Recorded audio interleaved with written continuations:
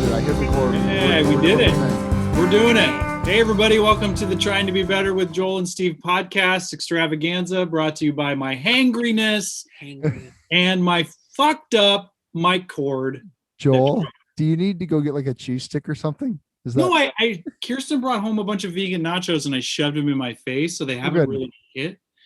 But yeah, my mic is screwed up, and so we're not using the mic. And it's serendipitous because the guest we have tonight happens to be in my home right now. And so, like all the time, pretty much. Yeah, all the time. She pretty much lives in my home. Pretty much lives there. Does that make it? That seems like more like an our home thing. Yeah, it's our house. That's right. Hi, everybody. Let's get this. I am so frazzled. I told Kirsten on the way downstairs, I'm like, I am going to be just as vulnerable and raw as I can be. Sweet. Where you're at. That's where I'm at. Where he's at, guys. My mic too. I'm coming hot myself. So, and like I'm about a half a cup short on caffeine. Ooh. So that's so good. That'll be fine. Yesterday. What do you mean by half a cup? Well, like normally, like when I know I'm going to be doing this, I will have some caffeine later in the day than I normally would. Yes. Kind of, you know. Yeah. So you know how it is. Like I'm a little wise. Yeah, right. Because I'm kind of close to my bedtime right now. Uh-oh. So you need a little bump. I need a bump. That's what I need. Yeah. Old habits die hard. I completely get that. Yeah. So our guest tonight, if you can't now that we've whined enough about my princess problems. You're doing great. Oh, this is why we have Kirsten on the show. There's so much serendipity to be our best. Thank you, Kirsten. Thank you so much for being here. Kirsten Egger. Kirsten Egger is an amazing woman. She also happens to be married to me. Indeed. But aside from all that, you are an incredible leader in the community. You also have had an interesting health journey in the last few years. You're a woman in recovery. You work with marginalized communities here in Lincoln. You're a badass for a lot of reasons, and none of those things have anything to do with me. So you're a very interesting person to chat with. So yeah, everybody give a big TTBB welcome to Kirsten Egger. You guys can't see this, but there's confetti cannons going off right now. Yeah, I just lit them off. I'm shimmying right now for you. She is real shimmying. life shimmy. Thanks for having me, you guys. Of course. You and a bunch of you and a bunch of other people were at the top of the list when Joel. Oh, thanks. I know, that's like the most left-handed comment ever. Like you were on the list, you know. It's good. That's a compliment. Okay, good night, everybody. Yeah, right. Good talk. I'll take over from here. No, it really is great to be here. It's been I'm just calling you out right now in this moment. It's been really cool to watch you guys do this last year and like grow as a podcast. Yeah. From the start, I give Joel honest critiques of your she doesn't hold back, which is great. Yeah. Well, and you're still coming on the show, so it must not be like completely horrible. Oh yeah. If it was awful, I would say I love you guys. Not yet. Not more you guys. You guys are so good. I can't be associated with this. Yeah. No, it's very cool to be here, and I think it's really neat what you're doing, and that this is something that the world needs more of. Honestly, just like authentic people coming together and having conversation about who we are, getting to know one another, and hear about our strengths and loves and passions, and what ultimately what frames this for you guys is what we're working on ourselves. What ultimately. Yeah. Well, you've been a huge part of the growth of this, or at least my engagement with the podcast. Because I think early on you said something like, there's so many things you could have, so many avenues, so many roads you could have gone down there, would have wished you would have gone down that road. And it's it's just caused me to tune in a little bit more to Steve or to our guests, like being willing to sort of go down that path a little bit and ask questions that I may have hesitated on. You've allowed, or at least reminded me to do that. So you've had a huge hand in this thing being any better than it was. So the art of active listening, that's a thing. oh my gosh, in conversation, it really is. And I mean, I think that's something, you know, all three of us happen to be in recovery. And that's a piece of what we learn in recovery, is learning to step out of yourself and alleviate that self-centeredness. But I mean, yeah, going further in spirituality and just personal healing, that's something, yeah, learning to get out of yourself and really hear somebody else, and and to truly see them, and not just be in physical presence with someone waiting to talk about what you want to say, but really listening to them and letting that resonate in your heart and in your body, so you can genuinely respond. I mean, that's like, you guys are expanding in that way, I'm telling you. Well, thank you for saying that. For, you know, it's not lost on me that my partner can see that I'm being a better listener. Like, I feel like that's the fucking goal. I don't know if I'm there yet. I think you are. I would say the same thing. I think you are. I don't know. He's kind of cranky still. But this is kind of like, part of who you are, Steve. You just got to embrace that. I do. Actually. You could be. I've you learned could be to embrace kind of that. cranky still, and a listener, and a good listener. Yeah. Just, know. I think it's. But it's like going to the gym a little bit. Or I've been working with this technique in one of my acting classes with my students, and it's all about focusing on what the scene partner is doing rather than what you are doing, and responding truthfully. I mean, you have to practice that in order to do that. Like, we don't just, I don't know. I don't have that natural ability to do that. It's something to practice. And I think this podcast has definitely helped, you know? Yeah. Wow. Well, you know, I mean, Joel and I, we've all known each other for a long time. Right. So that's, I think, pretty obvious. But even just doing this with Joel, when it's just the two of us, I frankly kind of miss the ones where it's just the two of us. Other person. All right, bye, guys. No, don't go. No. I'm delighted, but like we had like 4 guests in a row, and I was like, well, I miss just talking to Joel. So that's what we did, one just to talk to each other, to kind of see like have we accomplished anything? You know, and it was just nice to just kind of rap a little bit, but then it's nice to get back into. I will say for myself, I am the product of who I hang out with.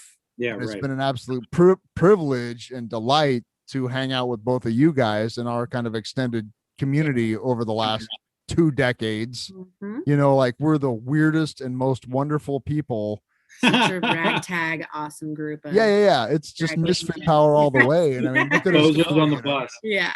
Bozo's on the bus. And, you know, it's, Kirsten, I've watched you, obviously, Joel, we've talked about each other ad nauseum, but like, I really, the gravity of the work that you've done, in recovery and just on yourself and in the community really hit me standing on the steps of the state capitol in 2016. Yeah. Like, I just haven't had a moment of like, this is real. So take us through that, Kirsten. Well, I want, for the people that don't know you, what's the like Cliff's Notes version of how you got to the Capitol? Well, yeah, or like, did you grow up?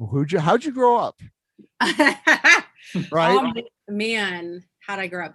Well, I think, you know, really where I guess I want to start with people. Let's start talking with people that don't know me that well, right? That just might see me in passing, or know of me, or see me a couple times, or on social media.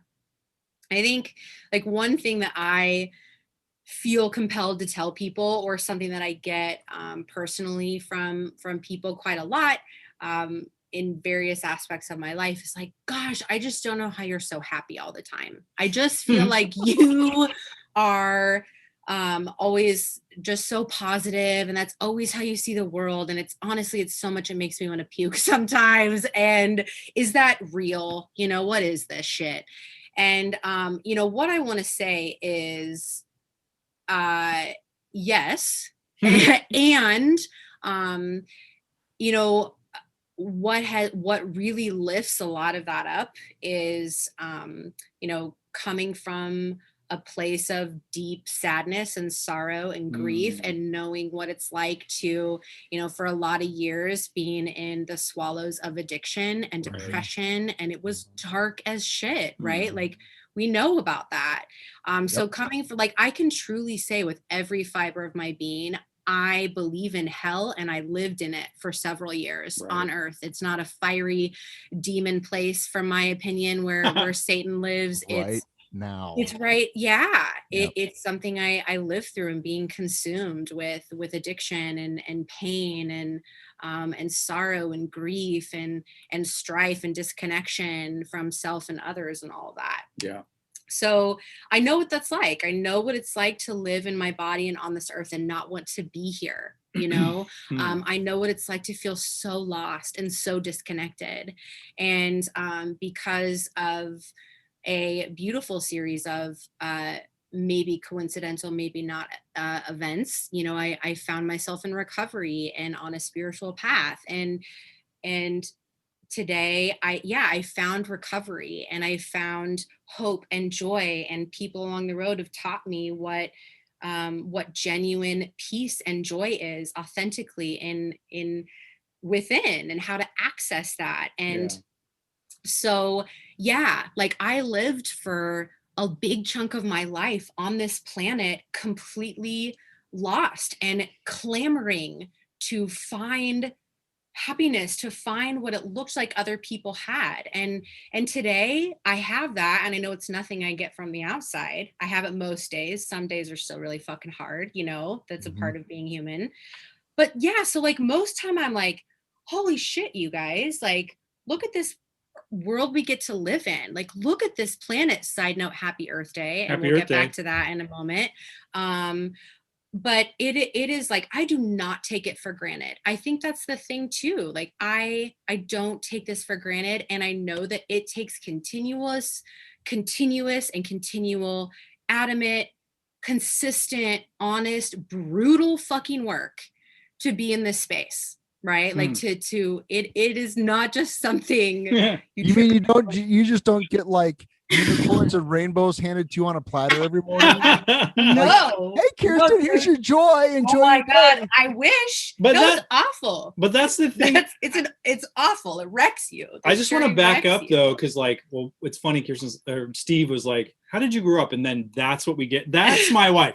That's Kirsten. Like, you get that. You get that answer from. There's nothing boilerplate about Kirsten. The other thing too I want to mention is like, you have gotten shit because people are like, that's why I put a little unicorn thing on the Instagram post, because it's like, you do get this label that you have the perception, or people perceive you as being, shitting sunshine and rainbows all the time. Yeah, it's true. And but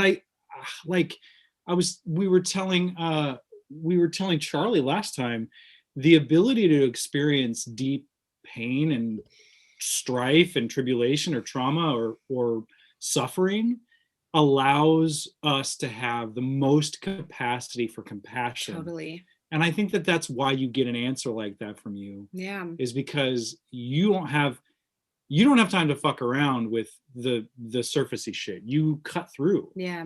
Right? Yeah. Would you agree? Yeah. I mean, why waste time there? Like, let's go deep. Let's go there. But and I think too, what I think about a couple things, like, I mean, part of me, I used to sort of bristle. I mean, I cannot tell you guys the amount, Joel knows, but the amount of unicorn items I have. Okay. Yeah, she gets them randomly. All the time. Probably like at least once a month, usually more than that. Some sort of unicorn item appears in my life. People are like, I saw this, I thought of you. Unicorn socks, Band-Aids, tape, hair bands, books, stickers, pencils, just like you name it. Coffee mugs, so many unicorn coffee mugs. And I've learned to embrace that, because I'm like, dude, if like, that's awesome. If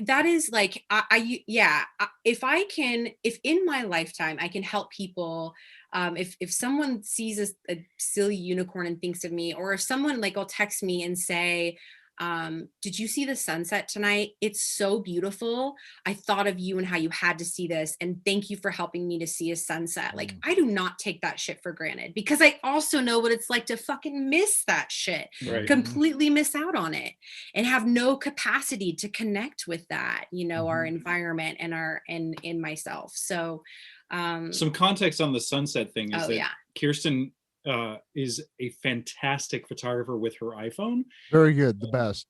Seen the work, love it. Amazing. And we've kind of dubbed her a sunset chaser, because if she sees a glimmer of some strange color in the western sky, she will get in her car and literally drive. She has like, it's so great. You have like 3 or 4 spots on the west side of Lincoln that you go to all the time. I do.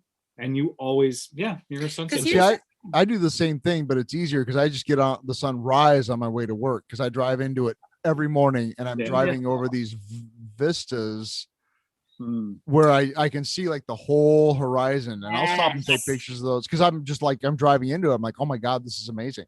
Yeah. I hope it does something for you. It totally does. Especially if I'm kind of balled up about something, or a little bit worried about something at work, and I'm driving into this. I'm this celestial meat bag driving this weird machine into like straight into like this ball of fire that is giving us life. Exactly. You know, it's like, okay, all right. And I just have my cosmic moment driving into work, you know. Instant perspective. Yeah. Totally. There's so much to that. And just watching it, like, no matter what is happening, or how shitty of a day you've had, or how great of a day you've had, or if you're walking through grief, or, you know, pissed at your partner or whatever, like you look up at this display above you, and it doesn't care what you're going through, right? Like, it just shines no matter what. Like, it just is there for this beautiful moment no matter what, which is what, you know, nature teaches us. I totally agree. I think I was thinking that on a walk by myself in Wilderness Park a few weeks ago, when it was one of those first warm days. And I remember having the thought, and I think I've heard it in different ways, but I remember having the reminder, I should say, that nature is indifferent. In the best way. And when you can be in concert with it, or in tandem with it, or appreciate it, but respect it, you can kind of survive with it. But it'll also freeze you to death, or tear your limbs off, or drown you, or, you know, I mean, it's humbling. It needs nothing. It needs you to take care of it, but it needs nothing from you. You know what I mean? Like, it's indifferent. Maybe just to not treat it like shit all the time. Yeah. And there's our Earth Day plug. Earth Day. Right. Well, and I have to say too, that's you're going to see me challenge Joel, which happens a lot. Bring it. Day. It's not really a challenge. I just don't know. I don't know if I love the word indifferent, but it could just be a different perspective of what nature is. I don't necessarily, but to me, nature is where I find my spirituality mostly. So, like, to me, I don't see it as indifference. I see it intentionally calling us all the time. I don't see that as indifference. Like, those moments where, you know, today I didn't have a lot of time, but took as much time as I could to sit with these, you know, magical tulips that have just risen up from the ground at this the Sunken Gardens in Lincoln. And like, I feel that's Steve's heart garden. It's my heart garden. That's right. Heart meditation. Yeah. I stopped tonight. I was out walking around, and I took a picture. I don't know if you can see. You can't see. It's terrible. I took a picture. I stopped to take a picture of this tree because it was so amazing. The flowers were all red and pink and white. Yes, it's beautiful, Steve. It was amazing. Yeah, that's so like, and that was my moment of like, that was calling you in. Yeah, I mean, I saw it and it just stopped me. I'm like, that's amazing. And I just grokked on the tree for a minute. It was awesome. Yeah. But also, I mean, I'm not trying to push. I'm just saying, but try to live in nature away from creature comforts for 3 weeks. Why would I do that? Well, I'm not saying it may not be indifferent. Plugging the indifferent. I see. Not that it's maybe indifferent. I don't know. Indifferent does work for me. It's like, it does not need me. No, it's true. It does not need me. Okay, here's the broader thing I'm vibing on right now is the cool part about nature, and this is what I was thinking about today, it being Earth Day, is you find what you need. Like that's what you need. That's the I need to be humbled need. as fuck. Yeah, right. and I need to be inspired. And sometimes nature is humbling too, but yeah, it's like you find what you need out there. That's why I love it. That's I believe when you spend time out there in that natural world, it's gonna you meet yourself there. You find it shows you. I went on a walk the other day and then wound up at Tierra Briarhurst Park and did like a 20-minute sitting meditation. And normally I'm just kind of like digging the birds or whatever, but there was this one bird that was just like the whole time. Yikes. Right? And it was like too much. It was there for your meditation, Joel. Exactly. It did not need me. It was not there to sing sweet songs to me. And it was my engagement with it that made it an experience for me. The bird was just freaking out because it was like, human in our midst, run away, Anyway, happy Earth Day. Happy Earth Day. Happy Earth Day. I wanted to something you said, Kirsten, when I was out in California, I lived in Lake Tahoe, and that was it was simultaneously a great time and a bad time. I had a great time, but it was but anyway, like I knew like probably my first like bottom was the day that I realized that the beauty there, because I lived like in one of the most beautiful places on the planet. Yes. Like everywhere you looked, it was this mountain with a crystal clear lake in it. It was just unbelievable, And when I realized like that it didn't move me, like I was that dead inside that I was like, whatever. It showed you. Oh, 100%. Yeah. Yep. And then I have to that made me think I have to give a shout out to my friends Christina and Dave from there, who now live in Alaska. But Christina told me, like, because she kind of had this is what made me think of it, she kind of had the like perpetually positive thing. Yes. Yep. Always just happy, and I was not that, but I in high school her nickname was Desolation Girl. Yeah. Right. Right. I knew you'd dig that.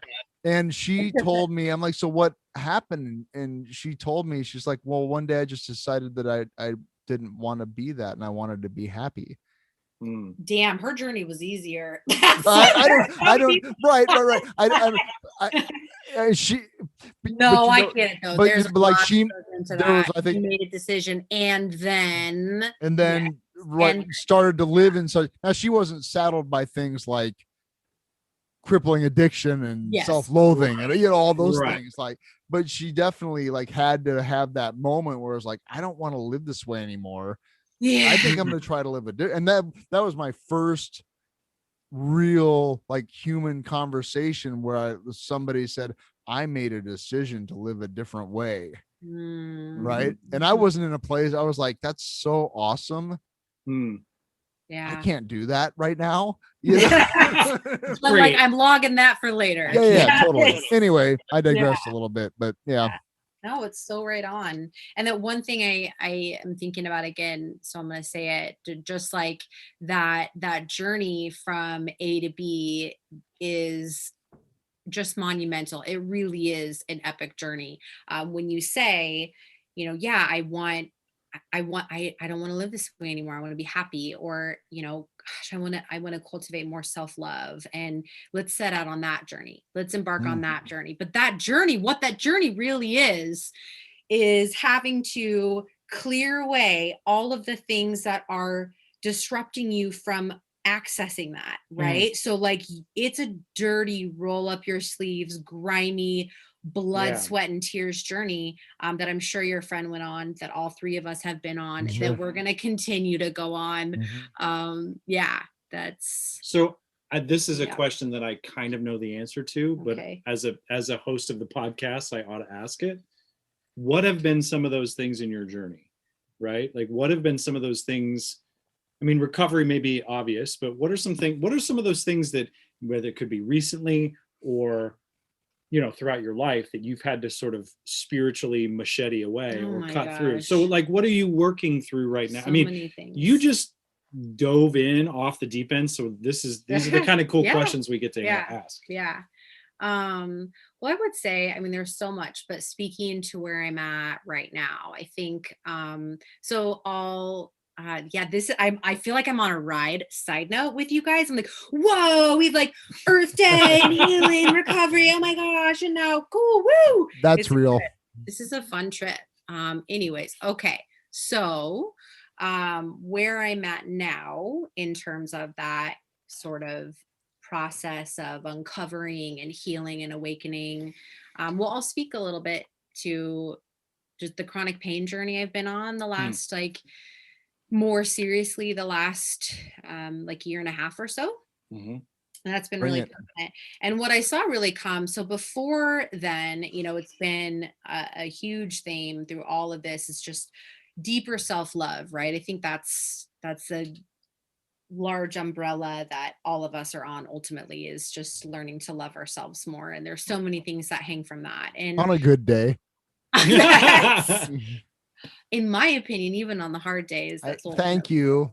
For. Sometimes we are tool, depending on our mood, our little human brain and mood, it feels different, but our abilities feel different. So yeah, I was diagnosed in October of 2019 with fibromyalgia, which is a chronic pain disease that is really debilitating, is really just a really not great time. And I had to read about it today. Like I had to read it because I knew we'd probably talk about it. And I was reading that just going, oh God. It's really intense. And that's, I got to have dinner tonight with your wife, Steve, Holly. And, we was sharing with her, just talking about that journey. And yeah, it's so emotional because it is such, I hid it for a long time, even from Joel. And yeah, up until that point, I had no idea the extent of your sort of bodily pain, your chronic pain, and that was a year and a half, 2 years ago. So I didn't even know you were experiencing it at that level. Could you kind of describe how it manifests for you? Because I think you can look at, and as soon as you got sort of diagnosed with that, I Googled fibromyalgia like for a week straight, and it shows up differently for different folks, and flare-ups look differently for different folks. Sure. Can you kind of talk us through like what you've experienced your whole life as it relates to fibromyalgia? Oh yeah. And how it got to a breaking point, maybe? Sure. So, I mean, I've had chronic migraines since I was about 16. So, I got the auras really bad. Like it would, blinding auras and pain so bad. I had to be in a dark room where I would puke, and definitely was disruptive to my life, those migraines. But probably in about 2012 was when I started to experience other chronic pain symptoms. And then, so since then, it just got worse. And at its worst, it's the worst point in 2019. Like I would describe it as, it feels like pretty much every muscle in your body is in a sieve, and someone is just like crunching it and then turning up the heat really high all at the same time. So like you're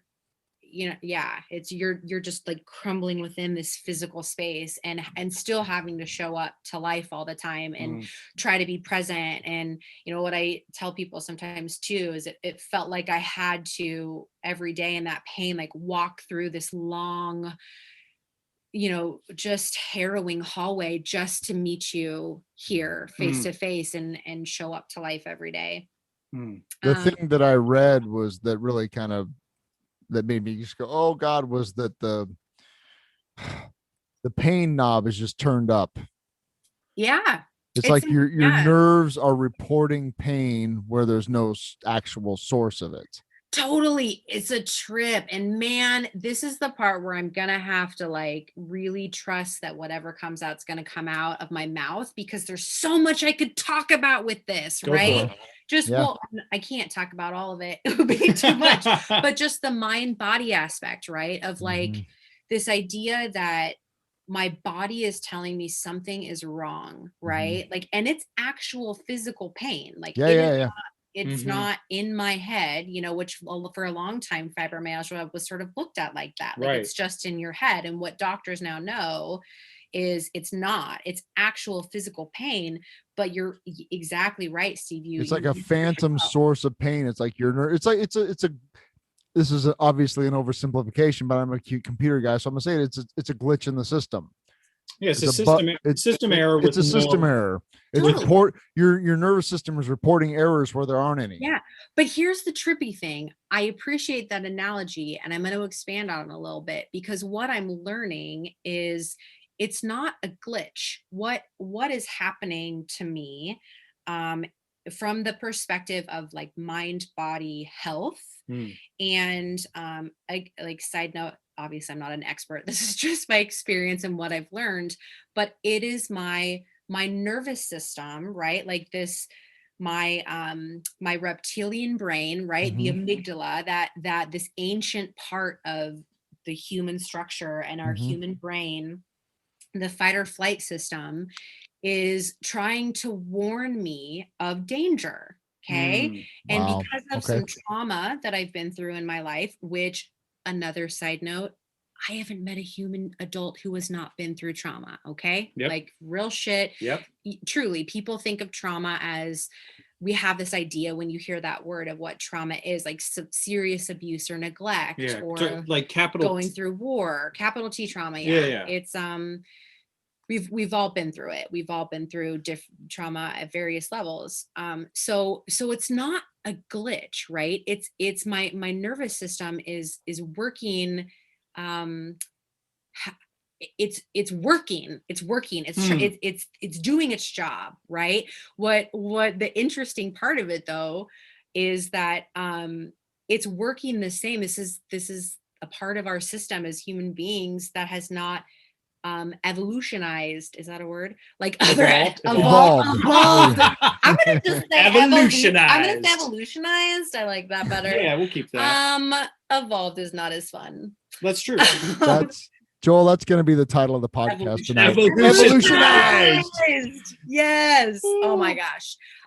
So this system is still trying to protect us from saber-toothed tigers and ultimate survival, when it's really just, I'm stressed at work, right? So there is this process that I have engaged with in this last year that is in the realm of mind body work and mind body healing and attention. Who's the expert? Let's give her a shout out. Well, there's two. Yes, there's two people that I've really followed in this last year. That a book called Waking Tiger: Healing Trauma. And the author is Peter Levine, and he is a master in the mind body trauma field. The other professional and expert I've been following closely, her name is Nicole Sachs, NicoleSachs, and her her website. We'll give her a shout out. Okay, cool. Her website is thecureforchronicpain.com, and I listen to her podcast as well, which is just her name. You can search her on her podcast, but she coins this, has coined and teaches people how to go through this process called journal speak, which is this is intense. I'm just going to interrupt. I'm sorry. Yeah. But the work that Kirsten has decided and engaged with this Nicole Sachs and her amazing techniques, like, when you describe it to me, it blows me away, because I'm like, I do the step thing, where you inventory the things every once in a while. This is like a daily engagement in that, to kind of get to those things that seem to be causing the glitches, right? Yeah. I just want to say that the work that goes into this is not just like, dear diary. Not at all. Dear diary. Yeah. He was mean to me. Kind of hard. Yeah. A leaf fell from a tree. Talk to about the journal speak. Okay, I will. Where was I going? I totally interrupted you. Well, I'm sure it's okay. I like to do it too, and we go. I mean, we can talk back and forth and go down different paths. I just want to make sure I wasn't missing something. Well, I was talking about Nicole and Peter Levine. Anyways, it's cool. So we'll just jump right back in here. So yeah, journal speak is a piece of that. So ultimately, what the field of mind body work does, from the professionals I've engaged in, these two specifically, ultimately it gives you some tools so that you can work to switch your system from being engaged in a space of fight, flight, or freeze, right? Like just tense, stress, alert, pain, anxiety, digestive issues, feeling like shit all the time, depression, fatigue, all of that, right? So switching, we do the work to switch from that space to rest and digest, to rest and repair, right? So but there's work that has to happen. It's like this heavy switch, because we've been in that space of fight or flight for so long. And like Nicole Sachs says a lot, I hope that I'm quoting her correctly, but she says, sometimes we feel things in our hearts and sometimes we feel things in our bodies, right? And so the Western view, westernized medicine, is so separate. Like we look at your body and we treat the symptom, and mind body work looks at your whole self. It just looks at your whole self. And that I am a part of why I'm experiencing chronic pain is because I had some untended to wounds that lived in my body that I had never taken care of. Right. So that's really what the journal speak is, and what she teaches is I'm not even going to try to explain it as thoroughly as she does, of course, but definitely check out her website if you're someone who lives with chronic pain. And I definitely want to emphasize here too, that chronic pain is not just your entire body hurting, like fibromyalgia. It could be chronic shoulder pain that you have and you don't know why, and you've been to a PT and people think you need surgery, or skin disorders, or anxiety, or like there's so many ways that chronic conditions manifest, several of which I've had the joy of experiencing and engaging with. But yeah, so this work, Steve, it's basically, I say, like, if you're in recovery, it's like doing an inventory on steroids or journaling on steroids. It's just this, but it's also really intentional work where you make lists of things from your past, stressors from your childhood, events and stressors from your childhood, current events and stressors in your adult life, aspects of your personality that are really stressful. Like, so for me,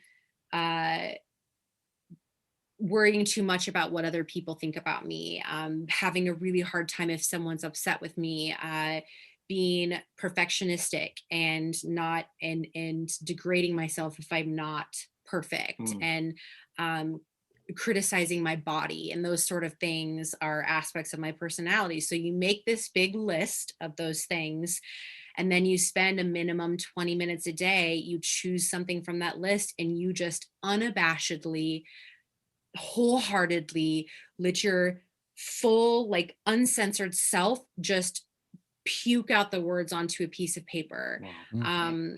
And just write about it with full, as honest and open as you possibly can, with knowing that no one ever has to see that piece of paper, not a damn person. You can rip it up when you're done. You can, if you do it on your computer, you can delete it after you type it all out. But it's just this process of listening to a piece of your own story and reconciling a piece of your own story, allowing space for it, that most of the time we just shove away, and try to move on. Like, we're a pull yourself up by your bootstraps kind of society, right? So we're not taught how to do that, like how to really we're taught how to man up or numb. Oh yeah. So that you can quote. I mean, that's the sort of messaging I think I got, and either man up or numb out so that you can eventually man up. Or how I just started to teach myself was just numb out and run away, and you don't ever have to man up. Yeah, which is total flight. Yes. Flight. Yes. Yeah. Flight and freeze, please. So has it helped? Oh, tremendously. So I would say, and I don't know if you've noticed it, Joel. I have. But you know. Okay. I'm gonna interrupt. Yeah. Get after it. And we'll talk about your job because I think that's gonna come up, but I also think we want to get back to the reason why we brought up the capital steps. We need to get to that. But you used to come home from the work that you do, which is really intense, and you're kind of a person that is a solution-oriented, compassionate person that loves other people. And you would come home on the couch and be in a ball of pain and be in a ball of just like exhaustion. I didn't know you knew it was pain, but you didn't tell me it was pain. Yeah. So you come home and be completely frozen, right? And be miserable. And all of these emotions would be all over the place, or it would be like lights out. I got to go straight to bed. Yeah. And, to the naked eye, it looks like depression. It looks like all kinds of other shit. And I can tell you with 100% assurance that when you decided to start talking to professionals and medical professionals and started doing this work, like your acceptance of your story, who you are, what is going on, and your ability to take care of yourself and commit to the healing process has been super inspiring. Yeah. Like super. And I've seen it work. Yeah. And one thing that makes me think about that I definitely want to say is, so this is my experience when I went to my, Western perspective doctor who had very good intentions. When he diagnosed me with fibromyalgia, he then promptly prescribed me a couple of pretty intense pharmaceuticals that had a plethora of side effects and wasn't suggested for people in recovery. And it was dope you up. Yeah, dude. And so I want to just say this and speak this quickly, that this medical professional told me, this is the answer we have for you. And I knew in my heart and soul, I did not want to do that. And I am not anti-medicine by any, like anti-Westernized medicine or like, science or prescriptions or that. But I knew for me, I'm like, hold up, dude. Like you're telling me I have this disease, fibromyalgia, that no one really knows. People are yet to put their thumb on why it's happening, but my body is freaking the fuck out all the time. And I know enough to know at that point to know that like my body is in pain. It's telling me something. Like, can someone teach me how to listen to this? Like, you're just going to have me stranglehold this pain. And so like, and muzzle it and put it in a corner and tell it to shut the fuck up. Or I'm like, maybe it's telling me something. I just saw like you putting your pain body like on the ground and like holding it down and pouring medicine down its throat and trying to, like just take the pills and shut up. Yeah. And take the pills and shut up so that I can go do the things. Yeah. So that I can, That's be more productive. Exactly. Yeah. So that didn't feel right to me. And just want to put a shout out to even one person on here. Just remember, like, you really are the expert of your own body. So listen to your intuition. And that's what propelled me to go. I'm like, I gotta see if there's something else out there other than just medicating myself and having that to then manage all of the side effects. And, there's I've also been taking CBD oil and meditating a lot more and just being more conscious of what I need, more honest of what I need, more loving to myself in so many ways. So it's like there's been a lot that's gone into it. So here's the thing, and I do not have fibromyalgia, but I do have a back issue where I got a vertebrae where the disc is just basically gone. Yeah. And it's just bone on bone, and it's not great. And it's hurt a lot for a long time. And I got to a point 2-3 years ago where, it wasn't the only pain point in my life, but like, and between that and chronic tinnitus, however you want to say it, my ears just ring constantly. Those two things, and like work stressors and home stressors, and like I got to a point where being conscious was not fun anymore. Yeah. It just was not like, I got to a point where I don't want to do this anymore. Yes. Yeah. Like there's no quality of life here, you know? And there were some bright spots here and there, but like my day-to-day existence was just pain and in my ears and work, just like it was not great. And so something had to give, you know? And that's where, and we've talked about this, is like where Joel was receiving some of the benefits of meditation, and like, well, fuck, I'll try that, you know? Yeah. Why not?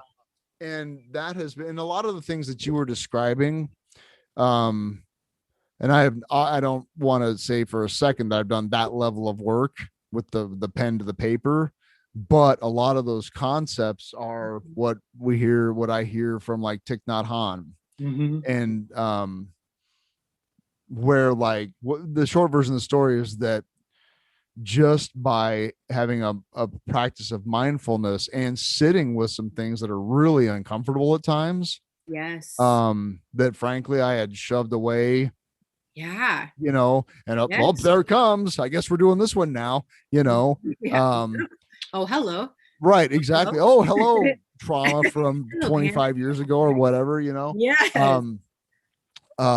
What that has done is that the pain and the ringing in my ears have not gone away. They're still fully present. Sometimes it's really bad. The back thing.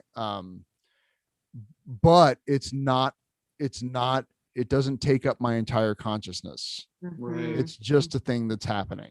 Yeah. That's so profound, dude. Cause there's so much freedom in that.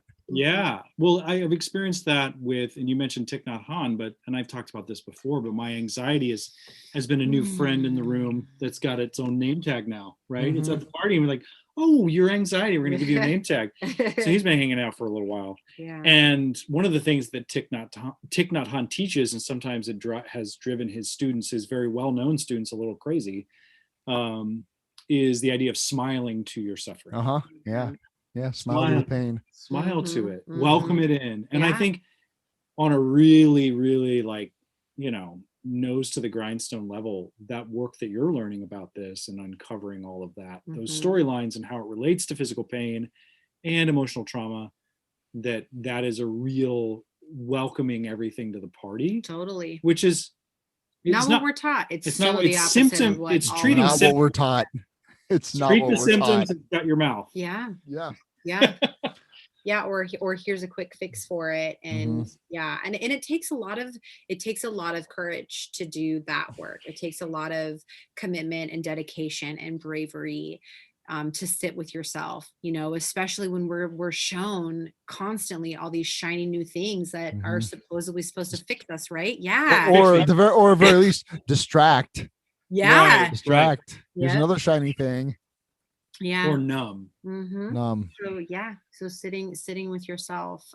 And side note, Steve, I just wonder what I would suggest for you to check out this Nicole Sachs work. And see, I just wonder if doing what that might look like. I'm curious about what that might look like for you and how that might. See, here's my head. Like, I know you and I love you and I respect the shit out of you. And my head's like, that's not going to fix my back. Yeah. Oh my God. And that's why I want you to listen to this woman. So she, you know, what inspired her too was her own diagnosis. And she got this diagnosis that was with her back, and it was like this crazy diagnosis that she was going to be in pain forever and never have kids, and it was going to be fucking awful, and she was going to die young and all this stuff. And she said no to that, and found a leading doctor in the mind body field, and he taught her to heal herself, and now she teaches. But that's like it's just like, you know, when people it's a similar, like when somebody gets sober and they're like, yeah, I got, like, someone's new to recovery and they're like, you know what? I just have a lot going on right now. So once I get some of that in place, like, then I'll get sober. I need to get a job, and then I got to get my car fixed, I'm going and then she's got to move back in, get some legal trouble, and then I'll get sober. It's just like, I can't just get sober. It's like, no, this can't be the thing that's I gotta get my shit together so I can call my sponsor. That was me. Yes. That was me recently. Yeah. So it's just sometimes we sweet little confused humans like to do things backwards in the hard way. And sometimes, yeah, I definitely do. I'm not. That's like, but sometimes. So here's I'm gonna pivot a little bit because here's a segue because I don't want to get to the end of our time without talking about how you reacted or the actions you took when you talked about you worked 5 years ago. You were working for Head Start, who works with children and families in poverty. Yes. And marginalized communities or refugee communities. Is that a correct statement? Yeah, absolutely. It's I mean, so Head Start, for people who don't know, is a comprehensive early childhood program it's for the whole family. Really wonderful, comprehensive, really high quality educational services. Came out of the war on poverty in the 60s, and it has continued to grow and expand since then, with the initial idea to really be rid of poverty, right? It's a grand. Well, and that's doing the little work that I've done with the United Way, working with funding programs aimed. The part of that I worked in was funding youth services. They're aimed squarely at kids, at minors. And the what was so eye-opening about that was just the staggering amount of need. In Lincoln, Nebraska. Yes. 1 out of 5 kids living below the poverty line, which that line is pretty freaking low. Oh yeah. Oh, what is the poverty line right now? I think it's like 22,000 or something for a family of 4. Yeah. So I mean, even try living off of 36 grand a year for a family of 4. Yeah, like, that's still really hard. So Head Start, it's like that's we seek to find the families in most need in the community, and baseline, most of our families are at poverty level or below, and then have a lot of other factors that play into how we find the families and children most in need, and make sure that they get into our program. So So the tide turned in this country in 2016. Indeed it did. So a big part of it became kinder and gentler. No. Became a little more fascist. Opposite of that. It became really, really fundamentally like terrifying for people living in the United States that came here to find solace, refuge, and freedom, that never thought that they would find themselves again afraid for their daily well-being as they were in 2016. And that's so we have many families that with Head Start that are come to us from different countries, and are refugee families and migrant families, and from Black and brown families, and different variety of marginalized communities, and because we are hopefully all of us know the connection between people of color and poverty, which is our system is built that way, everyone. Right. I want to say so many things in my in your like fake like red but Joel would probably censor me. Yeah. Sweetum's like, well, Kirsten, what about everybody knows that those people are just lazy. I don't even know. See, my response to that now, when I hear that, I just look at someone and like, I'm not even going to throw stats or anything out. This is my unfiltered, uncompassionate response. Okay. Yeah. Hit me. I'm like, dude, you are so dumb. If that's really what you believe and how you, like, I don't know where you went to school or if you've ever had any education. I mean, I know our education system is not perfect, but like, you are just a dumb human. You're dumb. That's like, that is the most ignorant comment. Kirsten, I saw this thing earlier. It was on Twitter and it says, it's just so great. It says, it's interesting when people say higher ed is liberal indoctrination. When I went to college, I wasn't taught details or ideologies. I was taught how to properly research things and practice critical thinking skills. We lean left because we tend to be better informed. I mean, ding, ding, ding. It's just, that's my experience. Okay. So you're working in that context. Okay. So I'm working in that context. And Donald Trump is elected president. Yeah. Let's not mince words. That's what happened in 2016. Yeah. And well, that was a symptom of the problem, but okay. Totally. Yes. Oh yeah. Yes. They've been wet dreaming. The GOP has been wet dreaming about Trump for, 40, 50 years or more. Yeah. So anyway, they get their golden boy, and immediately he starts banning people that you work with from entering this country. All this stuff. My colleagues and families that I work with. The very first thing they did was implemented that fucking travel ban, but all it did was disrupt families. Right. Which was the point. The cruelty was the point. Cruelty was absolutely. The point. Yeah. So I'm laying next to you in bed the morning after the election, and this is the thing that I got to witness with my own eyes. I'm like emotionally hungover. I got to go teach a bunch of acting classes to a bunch of theater students and have a huge rehearsal that night. And I look over and Kirsten is, what are you doing? What do you do that day? Well, that's November, what was it? 4th? November 2016? Yeah. So, I mean, but before that day, election day, and we found out the results Mr. Donald was elected president of the United States. In the couple days leading up to that, I was just witnessing around me at work with the families that we serve and my colleagues that come from all over the world as well, speak different language, practice a variety of religions, and the increased level of just of anxiety and fear and just dread, right? Like tears, just like so afraid. Like, what do we do? Right. What do we do? Like, are we going to be okay? Are we going to get kicked out? Do we have to go live underground? Like, are we going to be able to be safe? Like, in hiding ultimately? Is our healthcare going to be taken away because of the religion I practice, the country I come from, the way that I look, and who I love, and it was awful. It was just awful to see that. So, and heartbreaking and unimaginable, right?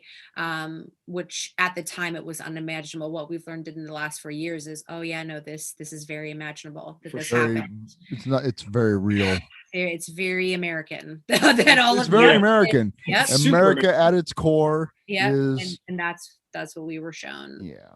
Yep. Mm-hmm. Yep. So I will say that is a productive thing that has come out of the last 4 years, is that we just and this ties in everything we've been talking about, you guys. You have to look within. You got to look at the dirty in order to grow and heal, right? So the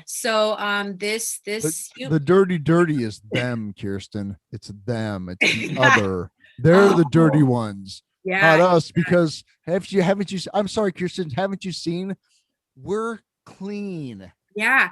And you know what that is? You know what that just is? I mean, if you take it down to your fundamental, your own personal human journey that no one else on this earth has any idea about, it is so much easier sometimes to blame somebody else, right? Yeah, to blame somebody else. Duh. For why something is the way. Yeah. Yeah. Or to push somebody else down in order to try to feel okay about yourself. So what'd you do? So anyways, okay. Thanks. What'd you do? Yeah. I can't wait because you got your phone out, and what did you do? Well, I woke up the next morning. I'm like, we have to gather people. Like, I don't know what to do other than put something together so that people in our community that feel unsafe know that there are so many people here that are advocates and allies that stand beside them, that will fight for them come what may, that will that do not believe or agree with the rhetoric that is currently moving into that White House on a hill at the edge of our country, right? Like I have to let these people know, I have to let our community know, you are loved, you are safe, you are worthy. This is not yeah, we love you, you are loved. So anyways, I'm like, let's go to the Capitol. It's the center of this city. And I called a local pastor who's been involved with a lot of social justice work, and had him come on board. And, I called you, Steve, to have you come out and use your sound system and promote that. And friends that are skilled in leading meditations, to just hold space, just to create a space, right? Like for people to come together and just look around them and remember, like, this is here too. I know there's so much scary going on, and I know a lot of what you're hearing is terrifying for you and your family. This is here too. And we are gonna walk beside you come what may. So here's what was so beautiful about that for me is that you put it together, because that was so inspiring for me, because I am guilty of being a Facebook warrior. Right. And you're like, no, fuck that. Here's an event, but we're coming out, so I was honored to be a part of that. And that also, and his name has come up a couple of times in this podcast, but not once anywhere in that event was the Orange Cheetos name mentioned. Yeah. Right. It was not about, it was not a fuck that guy rally. No. Right. It was like, let's come together. Let's come together. Yeah. And like the behind the scenes conversation on that day, I'm glad that stuck with you, because I was ready to be anti. Yeah. You know what I mean? I was like, I remember saying when the results came in that night, I said, we are about to see how much undue power we give the president of the United States. And this guy's going to, and we need to resist and overthrow. I was like ready to, and Kirsten's like, I don't want to be against anything. What am I for? Yeah. And so all of those We Stand United events were Kirsten constantly asking herself and her peers and the people she was organizing with, what are we for this time? What are we for this time? Like, that was a very, very Grateful Dead attitude. For sure. Good to know. That was not intentional, but I'm here for it. but that's like what they were not all about, but I mean, like, they were never anti anything. Yeah. They were pro peace. They were pro party. They were pro good times, really. And that's where I think it's just like, let's spend our energy putting out more of what we want to see in the world. That being said, I think there is tremendous importance and power in, especially we hear recently in the last couple of years that like anti-racist education and anti-oppression education, you don't like it. It's hard for you. It's hard for me. Yeah. Yeah. It's like today I was reading headlines about legislating anti-Asian hate. Mm-hmm. And I'm like, okay, so when has legislation ever stopped something? Yeah. Like that, like you can make, Asian hate against the law, but does that address the actual issue? I guess it's a place to start. Yeah, that is. And I think that's a really good point, Steve, because there is a lot of language, and I think it's very important for us to be anti-racist. Yes. Being anti-racist is not it can't just be like I'm not a racist. I have to be actively and openly anti-racist. I can't just be like, well, I agree. I'm not. I agree with that. You know what I mean? Yeah. But what you're really getting to, which I'm sure going back to the whole fibromyalgia story, is that if you don't do the actual work to get to the wounds that have been festering in this country when it comes to race and racism, then our legislation is going to continually be a pendulum swing from whoever's in power. Yeah, right. Well, that's Frank Zappa said, I'm going to botch this quote, but that America is a nation of laws, poorly written and randomly enforced. Oh, I mean, if we haven't seen that laid bare with the justice and the law enforcement system in this country, right? But see, here's the thing, like, baby, this is America. What we need is just more and bigger cars. You know what I was listening to? And like, what's the problem? If we run over a few people, fuck it. So I was listening. They're just poor people. I puked a little bit in my mouth. It's all over my computer. I was listening to a podcast yesterday. I forget the name actually right now, but it was talking about just I listened to a bunch of like Earth Speak podcasts. I think it might actually be called Earth Speak, but they were talking about just how much we learn from nature and from the natural world, and how much we can learn, and that there are very few things in the natural world that just grow and grow and grow incessantly, more, bigger, better. There are seasons for every living thing on this planet, right? So the only thing that just perpetually and incessantly is more, bigger, grow is us, and is cancer, right? So basically it was saying we are the cancer of the earth, right? Yeah. Like that's pretty real. apparent, actually. Yeah. I mean, the plot, the central point of the Matrix was not wrong. Right. Yeah. Right. Yeah. Right. We're a suicidal race. Well, yeah. And look at too. I mean, just not, I am not, okay. I have to watch my words here, but there is much tragedy that came out, immense tragedy that came out from this last year of the pandemic and coronavirus, and even a lot of for humans, for all living beings, and even for the planet, there were some detrimental things that happened. At the same time, we saw some really interesting scientific outcomes when the people go inside and stop doing things, when the humans go to their corners. Wow, the like air pollution went down, and water pollution and noise pollution and thriving forests and oceans. I mean, that's just that's and on this Earth Day, I have to say it, and on this Earth Day, yes, reuse, recycle, but that is the pat on the head that the corporations want us to feel good about. While 100 corporations contribute to 70% of the pollution. So it's like, and also one of the biggest contributions to greenhouse gases and global warming is the meat industry and the animal industry. So why you got to bring that into it, Joel? I mean, just fucking cool it. Just stop eating animals. I mean, yeah. Fuck them. All right, I'm good. Joel's good, everybody.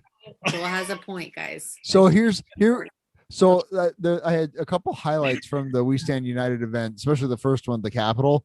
The first was just like the coolness of the event, and the bowls, the singing bowls was amazing. Yes. But I was standing kind of towards, I mean, the thing was on the weekend, right? Yeah. And driving by on K Street was this fucking pickup truck, and these guys yelled out of the windows, "Get a fucking job, hippies!" And I'm like, dude, it's Saturday. You morons. Thanks to labor unions, we don't have to work today. Right. Yeah. So that was another kind of, I was like, and that for me just expanded out in that moment. Like, this is how the next 4 years are going to go. Yeah. These idiots are going to think that they really got something. And they did. I mean, up to the point of having an insurrection on January 6th. I mean, like that's how bad things got. The baby fit rose to proportions. Yeah. Right. Yeah. So hasn't it been really nice the last few months to just not have to listen to the insane yellings of a great baby man? Did you guys see there was a climate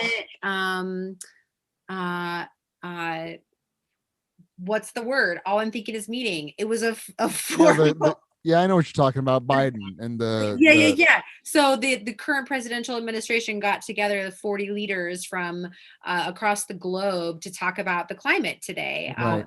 Summit. It was a climate summit. There you go. There's the word. They rejoined the Paris Agreement today, right? Officially, I think they did that. I think they did that a while ago. Yeah, I think so. Okay. But they've talked about it today. Yeah. That's yes, that has been nice. There's definitely imperfections everywhere still in in all of our systems and things that need to be addressed. But it's nice to have them being run by adults. Yeah, it's nice to have some talk about experts, right? Like just we definitely see more diversity than there has ever been. Yeah, that's 100% done on purpose. Totally. Yeah. and I'm all for it. But I mean, Mhm. like that's not an accident. Mhm. Uncle Joe's coming out swinging. Well, I mean, when a normal daily press conference seems to be like a transgressive event, it's like we've been under some fucking weird times in the last 4 years. Right. I just want to read the angry tweets that agree with me. That's all I want. Just give me the tweets that make me feel justified in my shittiness. Oh. Well, we covered a lot of ground tonight. All over the place, guys. It's time, isn't it? It's getting close to time, but we have to ask the questions. Yeah, you ask the question. So we always ask our guests, Kirsten, this is a total random pivot. Random. Yeah. Pivot. Okay. What music are you listening to these days? Or what are your all times? And I happen to know some of your all times. And so I want specific songs, but what are some groups, bands, artists that you're really digging right now? Man, I mean, mine stay pretty even keel over the years. I would say, I mean, my all-time fave is Tom Petty. I was gonna take a guess, so thank you. Yep. Which I know some people adamantly disagree with, and I don't give a shit because I love that Tom Petty. Who hates Tom Petty? A lot of people. We have friends of ours, Allie and Brian, like just adamantly do not like. But they like the band Five Finger Death Punch. I don't know. So I don't really need to take anything they say to the bank. We love you, Allie. We love you, guys. Yeah, we love you, but Brian a lot. Yeah. So Tom Petty and the Heartbreakers, I always go back to them. I really love Michael Franti. He's been around for a long time too. Yeah. Yes. And so those are my two faves. I just like if I'm in a bad mood, if I need inspiration, that's where I go to.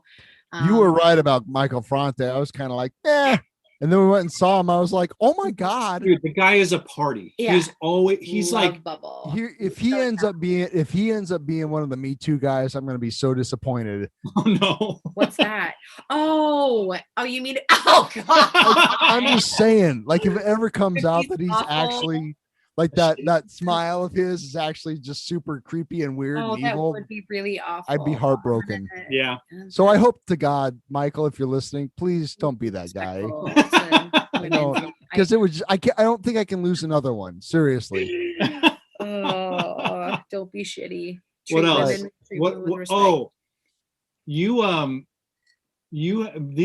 So going back to the whole unicorn conversation, you have a particular penchant for filthy 90s rap. Oh my God, I love filthy 90s rap. I know you probably won't sing the song, but if you could give us what's the song that folks might be so surprised that you know every horrible lyric to? Oh, I don't. That's you want me to? I don't want you to sing it if you don't want to. I kind of do actually. No, it's like X-rated. It's wrong. It's called "Put It in Your Mouth" by Akinyele, and it's not a. I love the more like PG. I just any 90s hip hop is a Shoop. I'm pretty sure. Okay, that's good. Every lyric to that. My daughter is doing a tap dance routine to "You Can't Touch This" by MC Hammer. Oh, nice. Yes. Yeah, I'm so excited to see it. I can't wait. I love it. So yeah, I listened to Mark Maron interview John Waters today. Oh my God! So like the filth is just bring it. Like, yep, I need to get on that. I wish to God, listening to John Waters talk, he's just turned 75. The freedom in that guy is so amazing. Like regardless of how you feel about some of his cinematic works, especially the earlier stuff, like his John Waters. He's an artist. Oh my gosh, Kirsten. Yeah, we're gonna have excited for you. Right. Start with Hairspray and then work backwards. But he just his absolute freedom about who he is and what he believes is so incredibly inspiring. Mm-hmm. So just for I mean, I love the filth too, but the just his freedom and who he is. Everybody should have that, or should aspire.